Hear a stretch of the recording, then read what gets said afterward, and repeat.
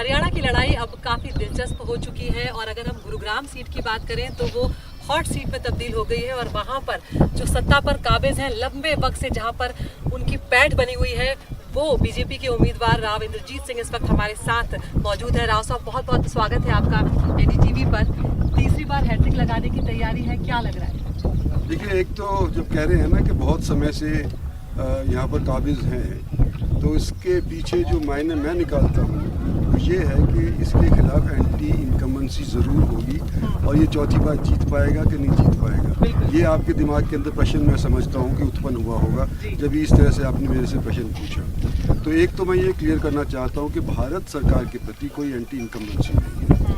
अनेक दशकों के बाद 14 के अंदर एक सरकार ऐसी बनी जो अपने आप के अंदर बहुमत प्राप्त करी थी कि हमको 10 साल के लिए लोगों ने बनाया था।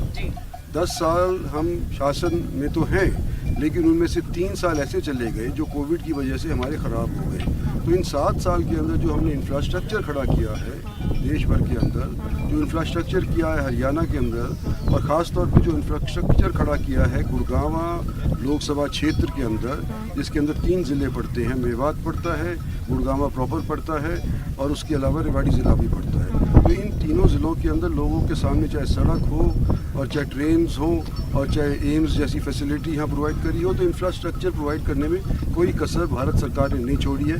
तो हमारे पीछे कोई एंटी इनकम्बेंसी नहीं लग रही। अच्छा, आपके खिलाफ कांग्रेस ने राज बब्बर को खड़ा किया है, क्या लगता है चुनौती आपको दे पाएंगे? क्योंकि अभिनेता भी वो रहे हैं, उसकी अलग एक पॉपुलैरिटी है, 3 बार लोकसभा 2 बार राज्यसभा सांसद भी रहे हैं, मंझे हुए राजनेता भी वो कहे जाते हैं।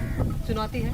मेरे को लगता है कि मेरे से ये प्रश्न इसलिए पूछ रहे हैं आप आज क्योंकि आप मंझे हुए राजनेता हैं। क्योंकि राज बब्बर आज के दिन मेरे खिलाफ इलेक्शन लड़ रहे हैं। अगर कोई हरियाणा का लड़ रहा होता तो शायद मेरे से ये क्वेश्चन आप पूछते भी नहीं। लेकिन मैं यही कह सकता हूँ कि हरियाणा का हो चाहे कोई दूसरे जगह से आकर के यहाँ पर लड़ाई इलेक्शन लड़ रहा हो, हर एक का देश के अंदर अधिकार है इलेक्शन लड़ने का। लेकिन ग्राउंड वर्क जहाँ लोकसभा के अंदर चाहिए वो शायद कांग्रेस पार्टी के पास नहीं है। राज बब्बर ये भी कह रहे हैं कि आप लंबे वक्त से सत्ता में थे, लेकिन सीवर की, बिजली की और पानी की जो किल्लतें हैं वो अभी भी बनी हुई हैं और इसी मुद्दे को लेकर वो जनता के बीच जा रहे हैं कि बहुत लंबे वक्त तक ये थे लेकिन ये काम अभी भी अधूरे हैं। कचरे की एक बड़ी दिक्कत वो बता रहे हैं। वो एक राजनेता सुलझे हुए हैं।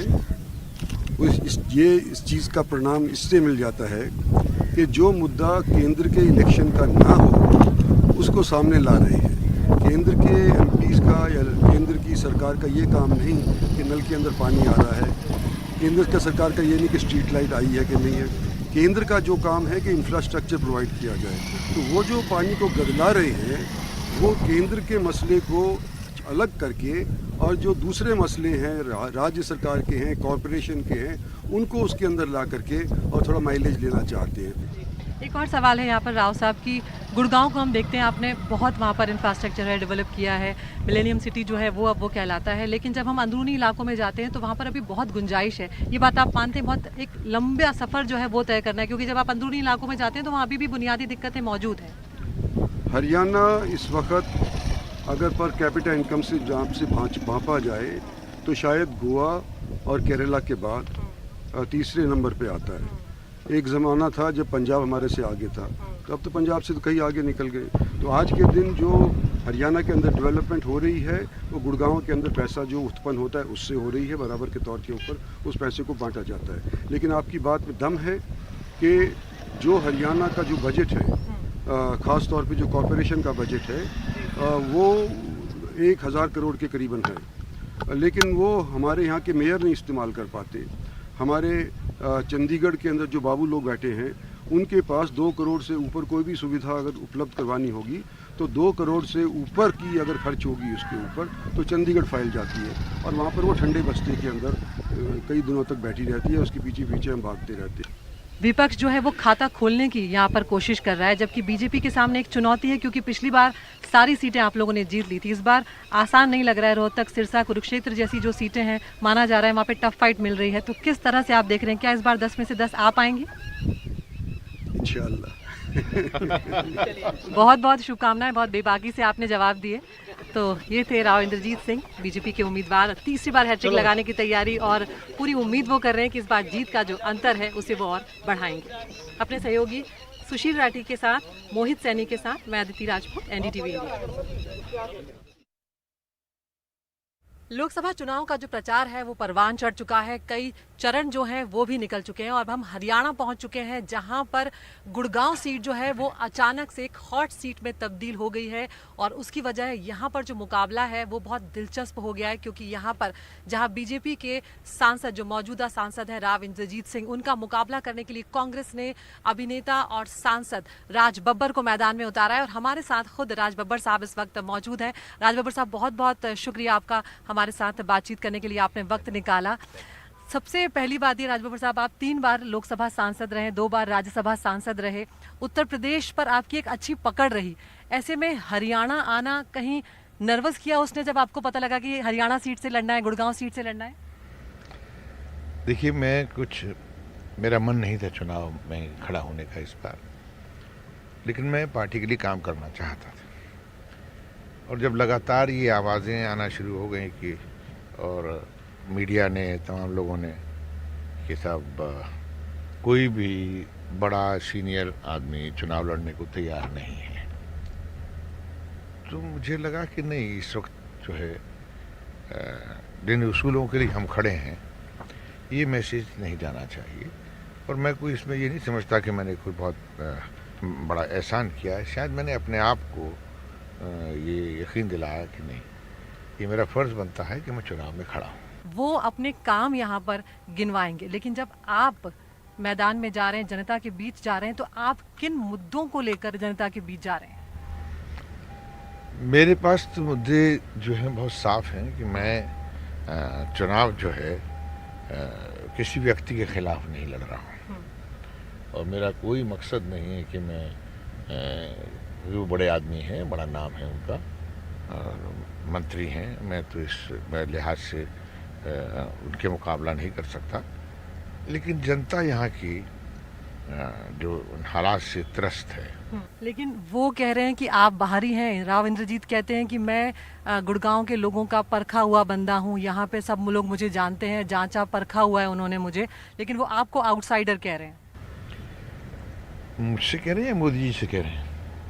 आपको कह रहे हैं? नहीं, मेरे ख्याल से गलतफहमी होगी। वो ज़रूर मोदी जी से कह रहे होंगे, वो उनकी आपस की पार्टी का मसला है।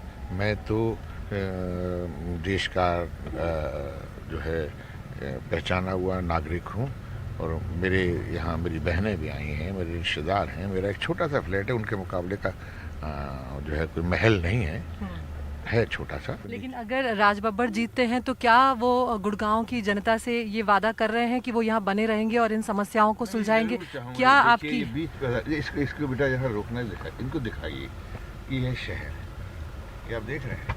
जी बिल्कुल, ये आप देख रहे हैं यहाँ पे क्या है? गंदगी यहाँ पर बिल्कुल बड़ी हुई है। तो ऐसे में राज बब्बर साहब, ये वाकई में एक बड़ी समस्या है, तस्वीरें भी हमारे सामने हैं। तो क्या अगर आप सत्ता में आते हैं तो आपकी जो प्राथमिकताएं रहेंगी कामों को निपटाने की, वो क्या रहेंगी? लेकिन साथ में डेडलाइन ज़रूर बताएं, क्योंकि यहाँ पर जनता को लगता है कि वादे करके नेता जो हैं वो चले जाते हैं।